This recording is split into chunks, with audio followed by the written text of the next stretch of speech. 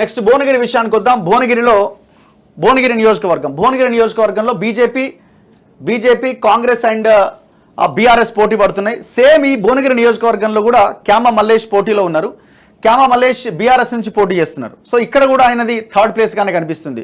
ఒక గొల్లకుర్మ సామాజిక వర్గానికి చెందిన మంచి నాయకుడే, కానీ అక్కడ ఒక ప్రయోగం చేసిండు కేసీఆర్. ఒకవేళ బీఆర్ఎస్ అధికారంలో ఉండి బీఆర్ఎస్ గెలవగలిగే సీట్ అయితే ఆడ ఇచ్చేటోడే కాదు, ఒక ప్రయోగం చేసిండు, ఆయనకి ఇచ్చిండు, కానీ ఆయన వల్ల ఓడిపోబోతున్నాడు. సో ఆయన థర్డ్ ప్లేసే, అవకాశం లేదు అక్కడ, ఎందుకంటే పార్టీ మొత్తం కొలాప్స్ అయిపోయినది. సో బీఆర్ఎస్ అక్కడ థర్డ్ ప్లేస్లో ఉంది.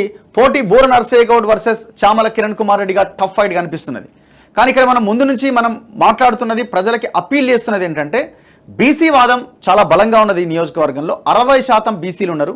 17 పార్లమెంటు స్థానాల్లో లేని బీసీలు ఈ భువనగిరి నియోజకవర్గంలో ఉన్నారు. సో కాబట్టి బీసీలంతా గెలవగలిగే బీసీని ఎన్నుకునే ప్రయత్నం చేయండి. భవిష్యత్తు 4.5 సంవత్సరాల్లో మనం ఈ ఎలక్షన్ని ఒక ఎగ్జాంపుల్గా చూపించడానికి అవకాశం ఉంటుందని మనం పదే చెప్తున్నాం.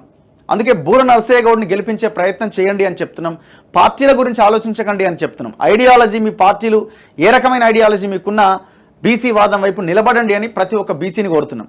3 లక్షల గౌడ సామాజిక వర్గానికి సంబంధించిన ఓట్లు ఉన్నాయి. యాదవులు ఉన్నారు, గొల్ల కురుమలు ఉన్నారు, ముదిరాజులు ఉన్నారు, ఎంబీసీలు ఉన్నారు, ఇట్లా వివిధ యాదవులు ఉన్నారు.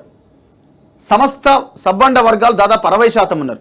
పోనీ ఇక్కడ ఒక దళితుడికి ఎవరన్నా పార్టీ టికెట్ ఇచ్చినా, అరే జనరల్ సీట్లో దళితుడికి టికెట్ ఇచ్చినా మనం అనుకోవచ్చు. అట్లా కూడా లేదు.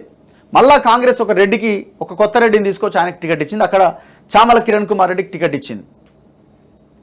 సో పోటీ చాలా రసవత్తరంగా ఉన్నది ఇక్కడ. ఎందుకంటే ఒక బీసీ అక్కడ పోటీ చేస్తుందంటే అన్ని పార్టీల్లో ఉన్న రెడ్డి నాయకులంతా ఏకమైపోయి ఆ బీసీని ఓడగొట్టడానికి ప్రయత్నం చేస్తారు. ఈ ఫైట్లో బీసీలు గెలుస్తారా లేదా అన్నది ఇక్కడ పాయింట్. సో ఫైట్ చాలా ఇంట్రెస్టింగ్గా ఉంది. బేసిక్గా కాంగ్రెస్ క్యాడర్ ఉంది, నిర్మాణం ఉంది, దాంట్లో ఏం డౌట్ లేదు. కాబట్టి వాళ్ళు పోటీ ఇవ్వగలుగుతున్నారు. సో ఇక్కడ ఒక బీసీ వాదం ఉన్నది. ఒక హానెస్ట్ లీడర్ ఉన్నాడు, సౌమ్యుడు, ఆయన బీజేపీ నుంచి పోటీ చేస్తున్నాడు. సో దీంతో ఆయన గట్టి పోటీ ఇస్తున్నారు. పోటీ చాలా రసవత్తరంగా, ఇంట్రెస్టింగ్గా, టఫ్ ఫైట్గా ఈ నియోజకవర్గంలో పోటీ కనబడతా ఉన్నది. ఎవరు గెలిచినా అతి తక్కువ మెజారిటీతో బయటపడతారు. కానీ మనం అప్పీల్ చేస్తున్నాం, బీసీ వాదాన్ని నిలబెట్టాలంటే రాబోయే 4.5 సంవత్సరాలు ఇది అసెంబ్లీ ఎలక్షన్స్ వరకు ఎజెండా ముందుకెళ్లాలంటే ఈ ఎలక్షన్ని ఒక ఎగ్జాంపుల్గా మనం చూపించాలి. అందుకోసమే బూర నర్సయ్య గౌడ్ వైపు నిలబడండి అని మనం పదే విజ్ఞప్తి చేస్తున్నాం. భువనగిరి నియోజకవర్గ బీసీలకు, దళితులకు, మొత్తం బహుజన వర్గానికి 90% పైగా మీరే ఉన్నారు. ఒక్కసారి ఆలోచించమని చెప్తున్నాం. ఇక్కడ చామల కిరణ్ కుమార్ రెడ్డికి రాజగోపాల్ రెడ్డి, వెంకటరెడ్డి వీళ్ళ సపోర్ట్ ఎంతవరకు ఉంటారన్నది కూడా ఇక్కడ పెద్ద క్వశ్చన్ మార్కే. ఎందుకంటే రాజగోపాల్ రెడ్డి కూడా ఆయన మునుగోడు నియోజకవర్గానికి పరిమితమై 4-5 రోజుల నుంచి మీకు ఎక్కడ కనబడట్లేదు. ఆయన ఓన్లీ ఆ నియోజకవర్గంలో మెజారిటీ వస్తే చాలు అన్న దాంట్లో ఆయన ఉన్నారు. సో పార్టీ కార్యకర్తలు అయితే ఆయనకి సపోర్ట్గా పనిచేస్తున్నారు. ఇక్కడ బూరకి ఇంకొక అడ్వాంటేజ్ ఏంటంటే అన్ని పార్టీలలో ఆయనకి సంబంధించిన అభిమానులు వాళ్ళందరూ ఉన్నారు. ముఖ్యంగా బీఆర్ఎస్ ఓటు బ్యాంక్ ఎటు షిఫ్ట్ అవుతానంటే బూర వైపు ఎక్కువ షిఫ్ట్ అయ్యే అవకాశం కనబడతా ఉన్నది.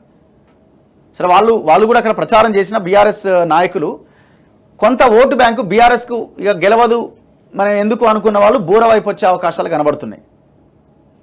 సో ఈ ఫైట్లో చామల గెలుస్తాడా, బూర నర్సయ్య గౌడ్ గెలుస్తాడా అన్నది ఇంట్రెస్టింగ్గా ఉన్నది. ఎవరి ప్లస్లు ఎవరి మైనస్లు వాళ్ళకు ఉన్నాయి. చలో నెక్స్ట్ మరో నియోజకవర్గం